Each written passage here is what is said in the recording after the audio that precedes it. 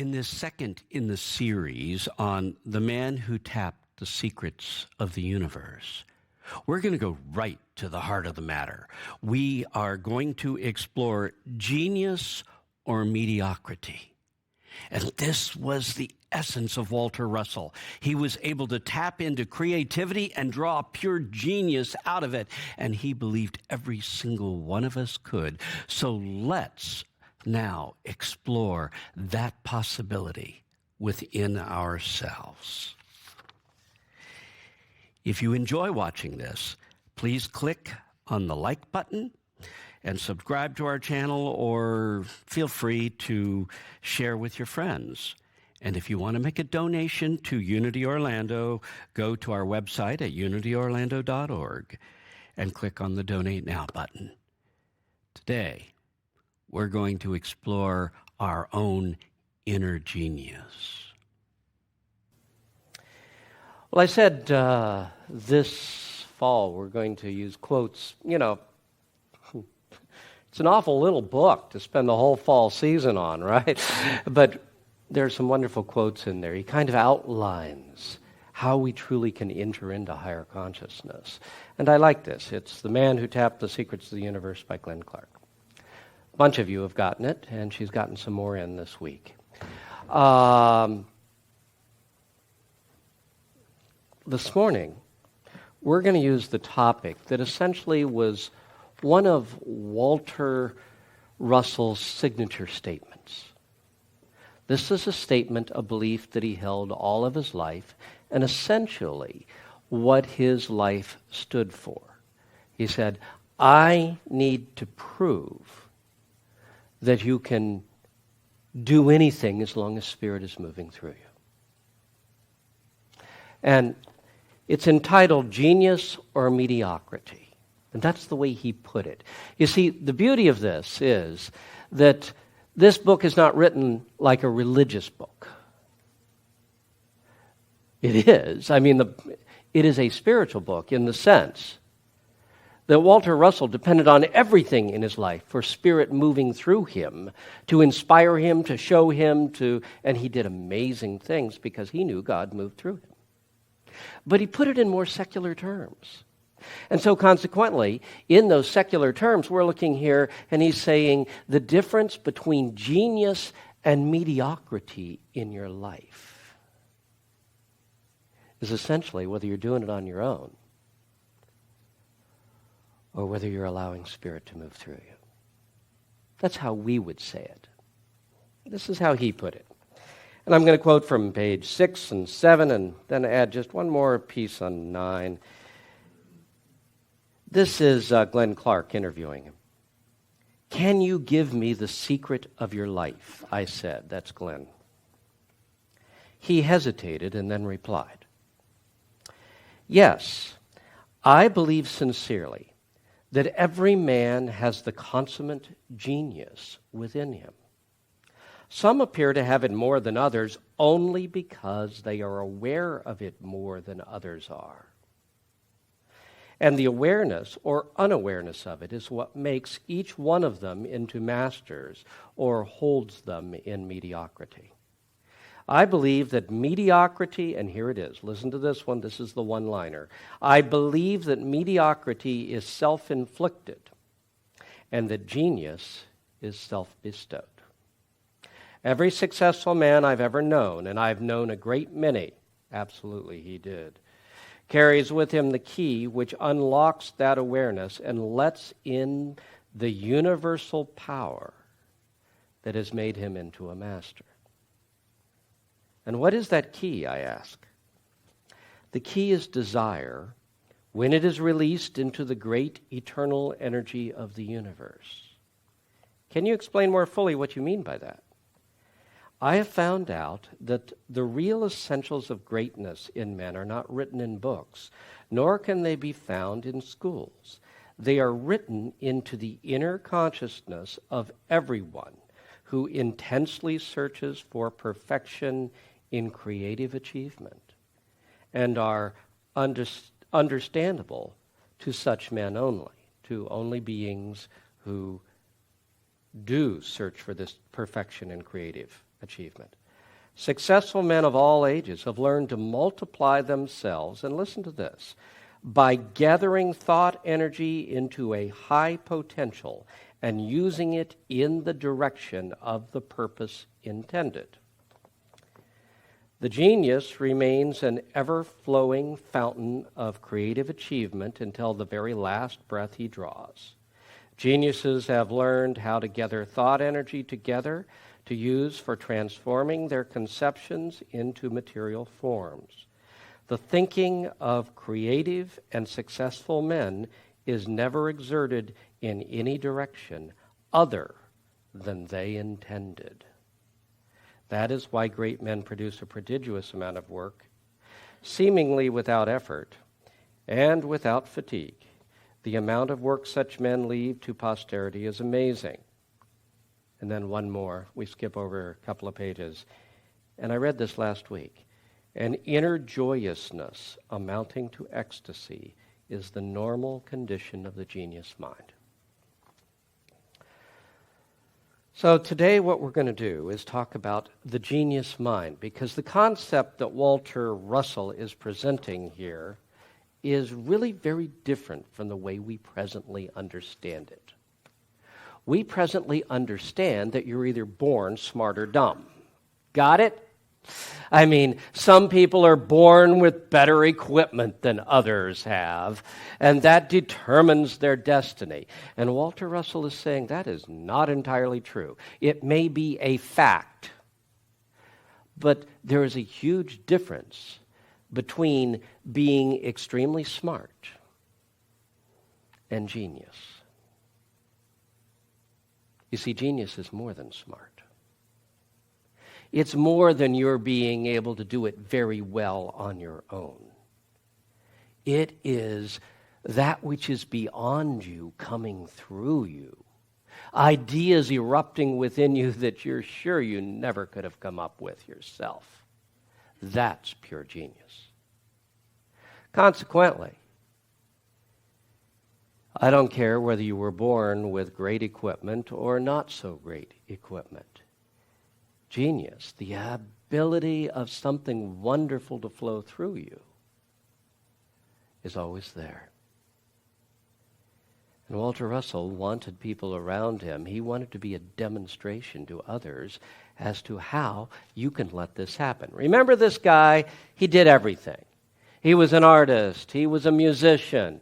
He was a scientist and developed stuff ahead of other scientists. He's doing it around the turn of the 1900s.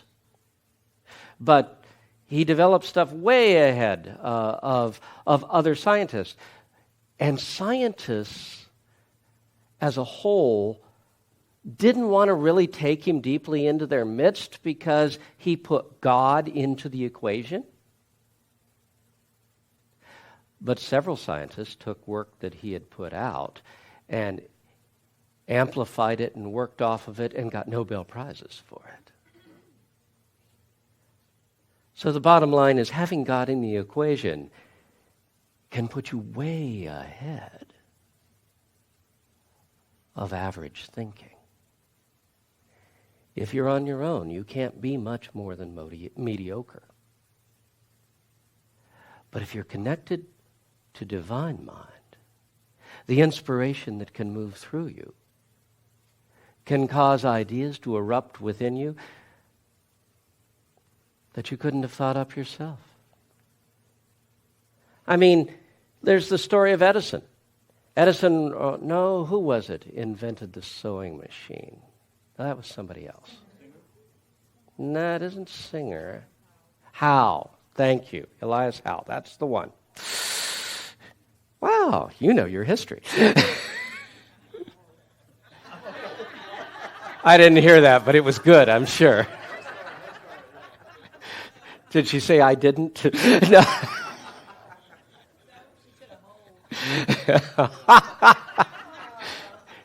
It comes with a lot of experience. Okay, I've got it.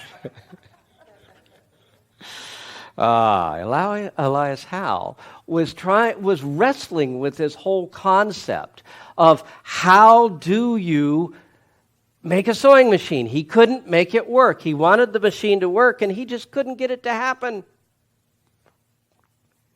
So he falls asleep, and he's sleeping away, and he has a dream.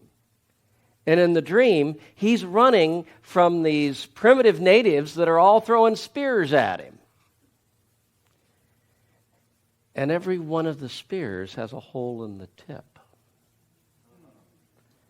And he wakes up and goes, oh my God, that's my answer. I put the hole down on the tip instead of up high like normal needles. I put it down there, and that's how it'll work. Well, did he think that up because he was smart? No. That was something that erupted from inside of him. The ideas for all the great inventions that we have, rarely are they achieved by our putting together the thoughts we already know in a logical way and applying smarts to them. Some are. A few of them are. But the vast majority of the really transforming inventions and thoughts came out of nowhere. And that's what's being talked about here. We are connected to the nowhere that genius thoughts come out of. We are connected to divine guidance. We're connected to all that's good. We're connected to everything we could ever want to know. But in Unity we have a saying, the source of all evil is the belief in separation. We believe we're not connected. We're not connected to God. We're not connected to universal mind. We're not connected to this creative power that can change life and mold life. When you know you are, you've entered the genius mind. So, with that in mind,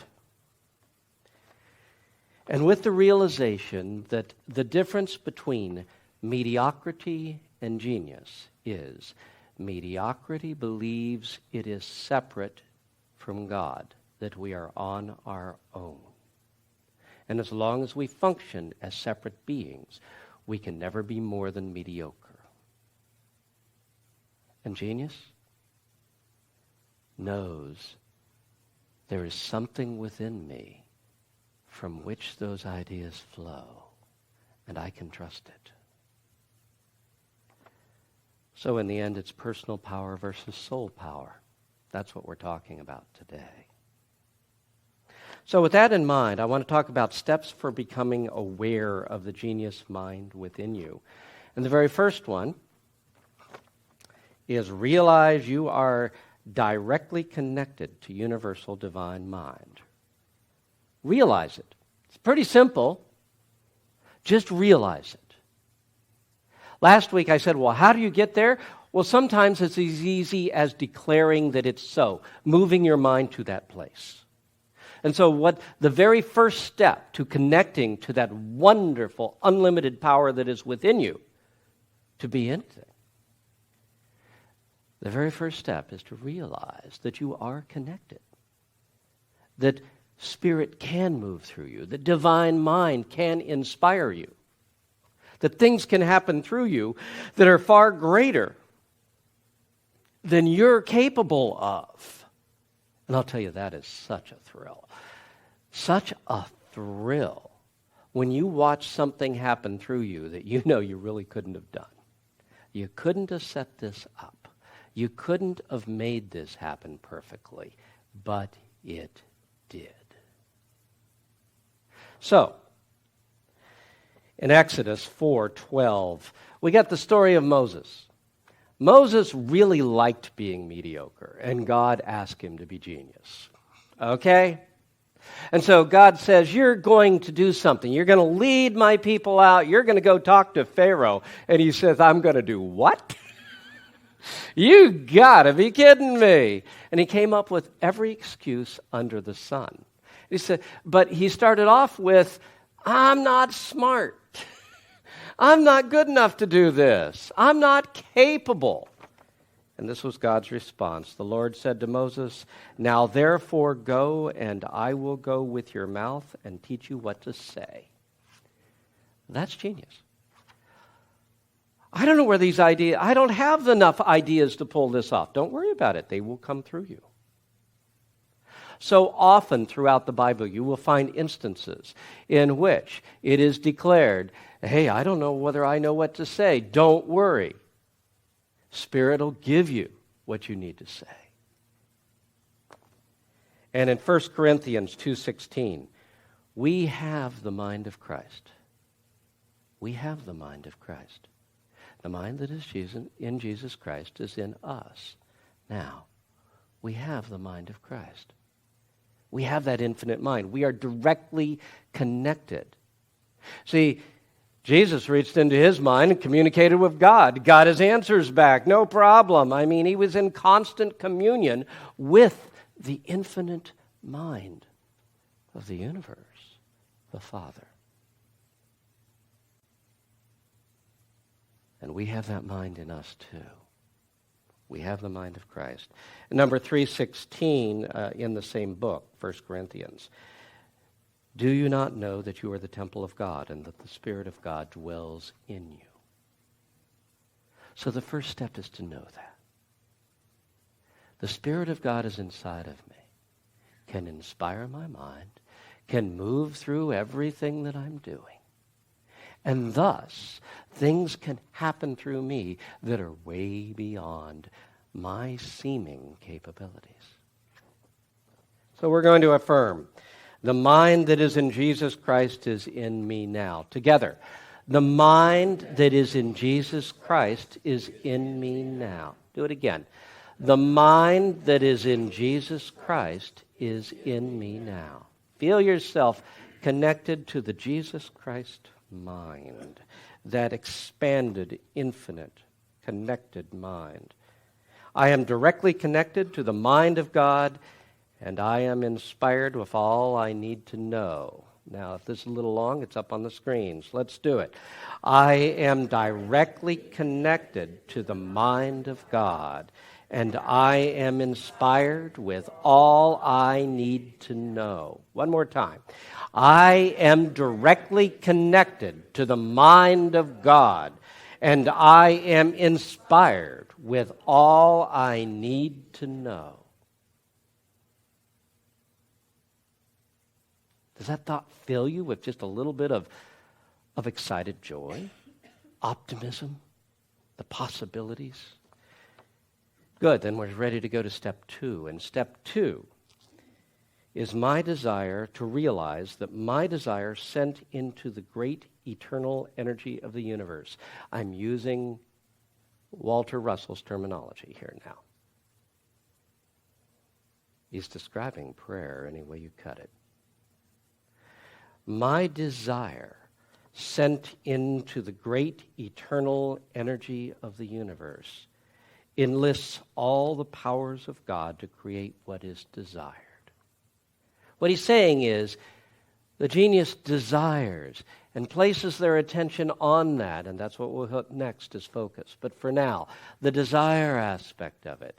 They desire and draw out of the universe that which they want. This is what Jesus was teaching his disciples to do.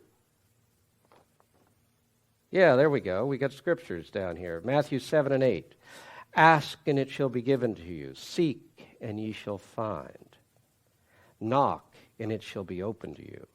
For whoever asks receives, and he who seeks finds, and to him who knocks the door is opened. Desire and the universe responds. Isn't that what he's saying? And in Matthew 21:22, everything that you will ask in prayer, believing, you shall receive. Now, believing we're going to hit next. That's keeping focused on it. But you ask in prayer with your heart. I've said this for ages. We try to make prayer a mental activity, but it lacks real power if it's only an intellectual concept. It needs heart behind it. It needs feeling, energy, desire. Desire it from the depths of your heart. Desire your prayer from the very depths of your heart. And the universe will respond.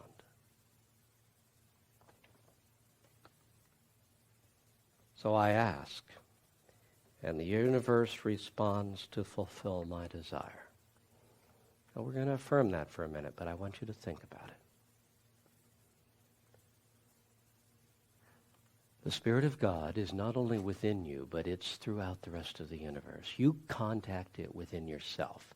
That's where your phone is, okay? It's inside. We keep looking for it out there. God, are you out there? And your connection's in here. Okay. Jesus said the kingdom of God is within you. Okay? So, and God knows your desires before you ask. God knows what you want before you ask. Let's desire it. Let's move it inside, because God's inside of you, not out there waiting to receive a message. In there as you desire it. Realize that if I know that I am connected to God, then I know that my desire is right there being experienced by God at every moment. And so as I move in and deeply desire something, I know the universe is already responding long before I can see it happening. So here we go. I ask and the universe responds to fulfill my desire. Together. I ask and the universe responds to fulfill my desire. Again.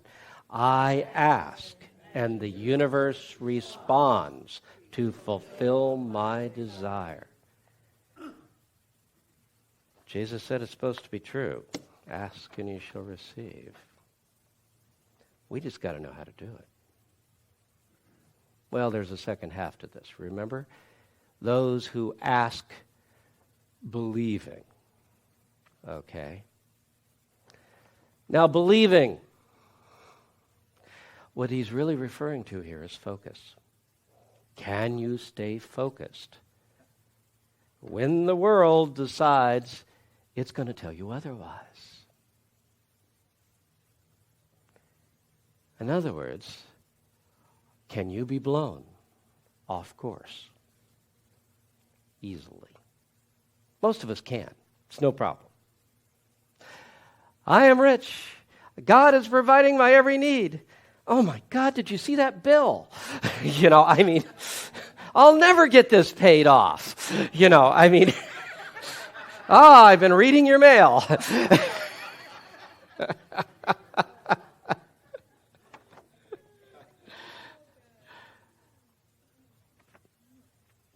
Remember how Walter Russell said, one in the genius mind, a true genius, lets his thought energy fall only upon what he wants to create. Very few of us do that. Now, he's not saying that you can't look at the facts. But do you allow the facts to dissuade you from where you're going? You say, but this obstacle's in the way, and that obstacle's in the way, and the other obstacle's in the way. And please hear Jesus saying to you, what is that to thee? Follow thou me. Do you believe anything can happen through you, or do you not? Well, with all these things going on, maybe I don't. Exactly. Mr. Mediocre is going to stay there. Okay? So, can you stay focused? Or do you? In other words, this is that whole self-discipline, thought discipline thing. Do you let yourself retreat into criticism, retreat into shame, retreat into fear and uncertainty? We can go into all of it. And if we spend our time there is no problem with looking at the facts. The problem is what we obsess on. And the fact that we do it over and over and over and over, do we continue to say that, oh my God, this is going on? Okay, it's going on. I recognize that. Recognize it and get on with it. That's it. It's over. Needs no emotional energy. Keep the emotional energy out of it. Keep your desire on where you want to go. Let your mind absorb all the facts around you and see what you've got to deal with. But keep your heart on God. Keep your heart on the goodness. You are allowed to look at the world and see where it falls short. But know that goodness is going to come out of it. Don't let the heart dwell on the badness, or you're starting to use your genius creative power to take you in a downward spiral instead of in an upward one. That makes sense? Now, this is rough because the world is constantly going to try to distract you from where you're going. Prayer is about, or the creative energy of the universe is about, knowing where you're going and not giving up that knowing, not being distracted. If you know you're working on healing, Myrtle Fillmore was working on her healing for 2 years. For 2 years, she essentially gave her life up and was praying all the time for healing and energy. Now, the result of it was that she not only got her own healing, but she became a healer. I mean, she connected in so tight that this was a very important part of her life, and it was available to everyone who seemed to touch her. Oh, well, I don't mean that literally. I mean touch her consciousness that she prayed with. But if she'd given up in the first couple months, none of that would have ever happened, right? And there'd be no unity movement. So, do we give up in the first couple months, or do we know where we're going? And do we keep our heart on where we're going? Even when the dogs are nipping at our heels. You see, I have this wonderful vision in my mind of what it's like to endure and to go where you want to go. In Colorado, where my dad built that home that he lives in presently, I spent a lot of time out there, did a lot of work on that house myself so that my parents could eventually move into it and so forth. And in the early days, it's not so much true anymore, but there were cattle above us and cattle below us, and someone mysteriously always cut the fences. And the bottom line is the cattle were constantly coming through our property. And so my dad had a couple of Australian shepherds, and he'd send them out, go get that bull, chase it on out of here. The bull would come in, oh, green grass, pond, a whole bit, I'm coming in, and chase it back out of here, okay?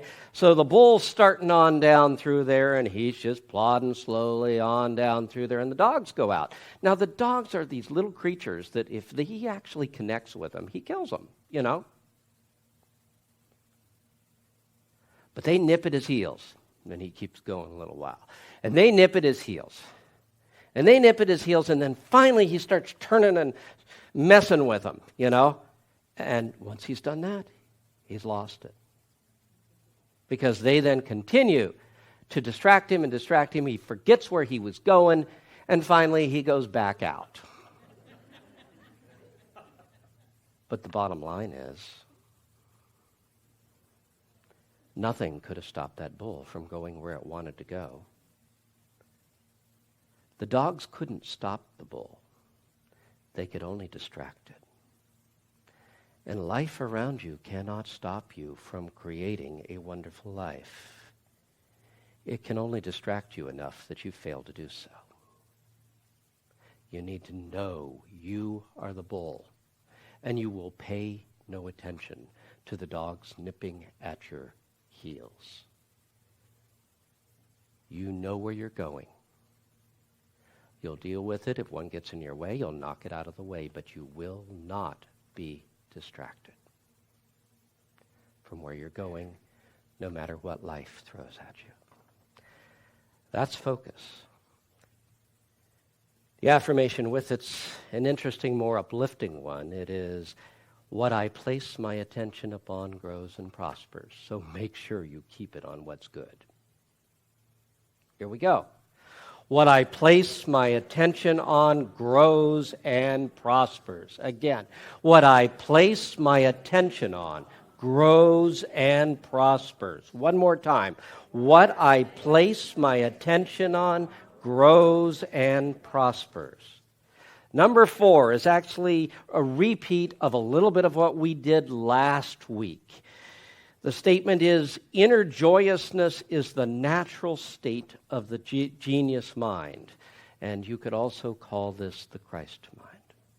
Remember last week I said there's only 3 things where Jesus said, I give you my. He gave us lots of things, but I give you my, and it was peace, love, joy.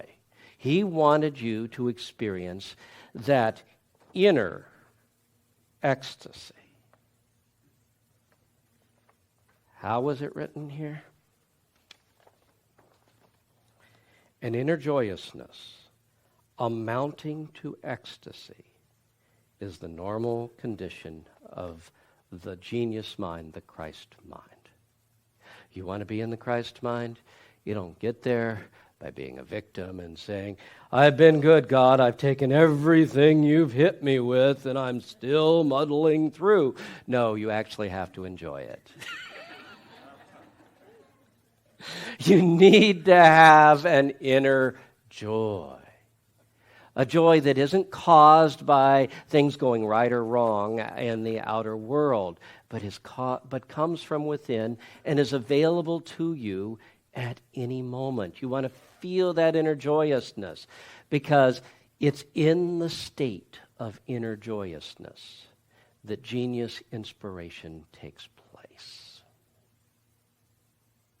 Got it?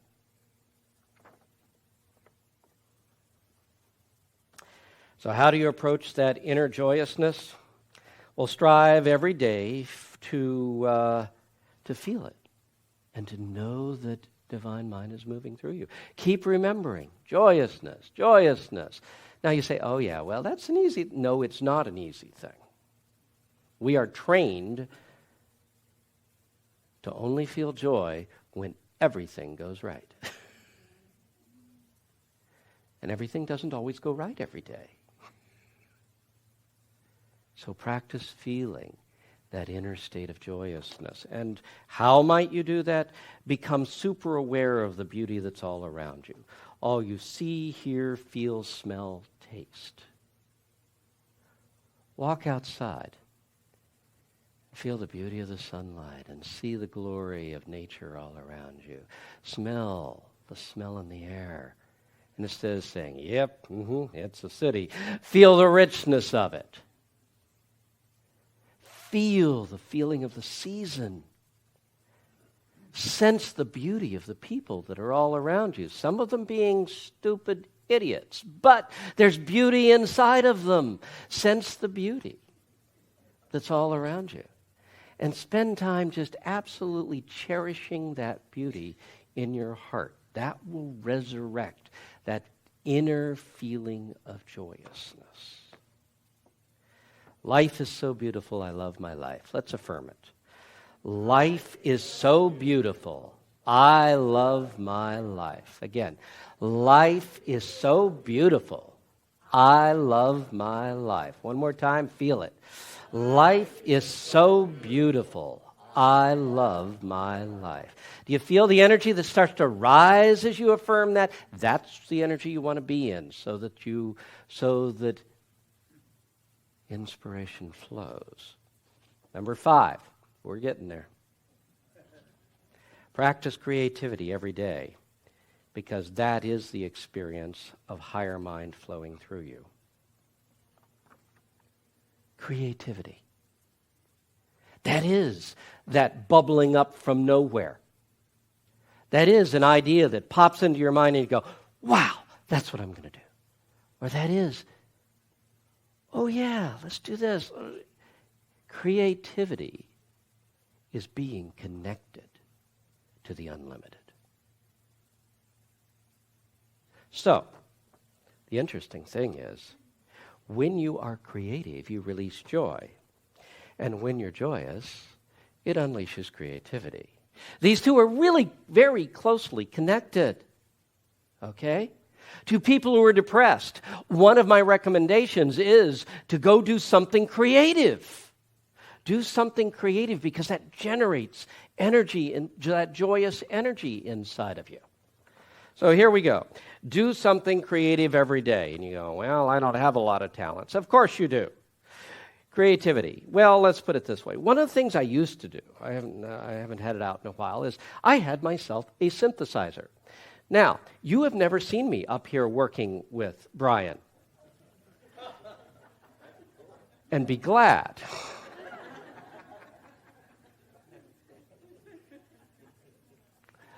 But I would sit at home on that synthesizer and feel the energy move me. And I created all kinds of wonderful music I loved. Could never do it again. It's always of the moment. That's creative. Gardening is creative. Cleaning the house can be creative or a terrible chore.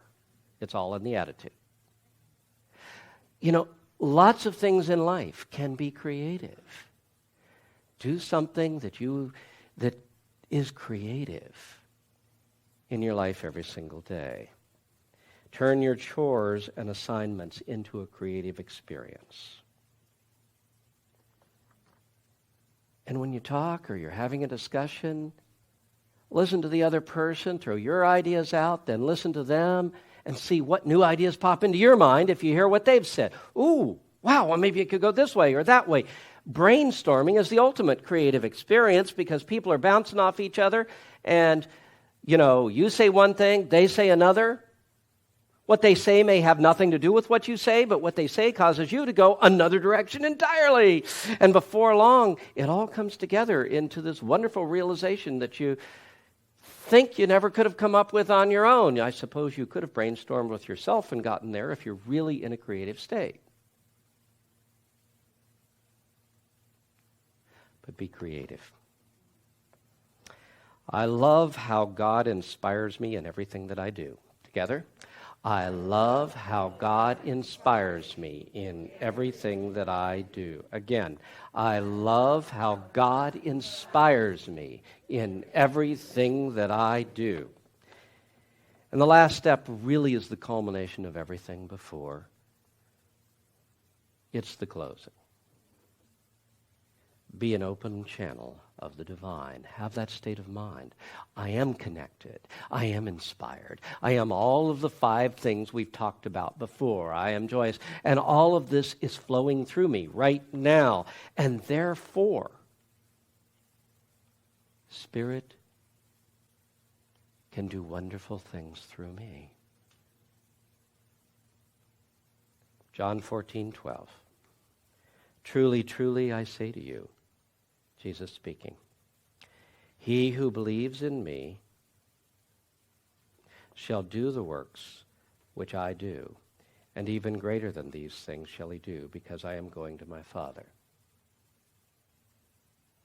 We got to change the I to in for the next service. The typist made a mistake. That was me, by the way. Truly, truly, I say to you, he who believes in me shall do the work which I do, and even greater than these things shall he do, because I'm going to my Father. Because I'm going on, and there's a whole lot more in this world to do. You're going to take over. You're going to finish the work. So there's a whole lot more to do out there. Do not believe yourself just restricted to the things I've done. When Spirit is moving through you, anything can happen through you. Remember, that's who you are. You are not mediocre. You are genius. You are a being through whom the divine mind can move and divine power can do great things. Be humble enough to know, no, I can't take personal credit, but boy, do I enjoy knowing I'm part of something much greater than myself. I am a Christ being and the power of God moves through me. Together. I am a Christ being, and the power of God moves through me. Close your eyes and we'll do it one more time. I am a Christ being, and the power of God moves through me. Open your heart and feel the joyousness of knowing the possibilities as something unlimited and greater than yourself can move through you. Know that your mind will be inspired, your actions in divine order, and the Spirit moving through you is already creating a wonderful life. God, thy will be done through each one of us. Amen. This is Reverend Bob Marshall, and I want to thank you for joining us on this journey through exploring how to tap into the secrets of the universe. I also want to thank Brian Eitnier, who provided the music for our program. Thank you again.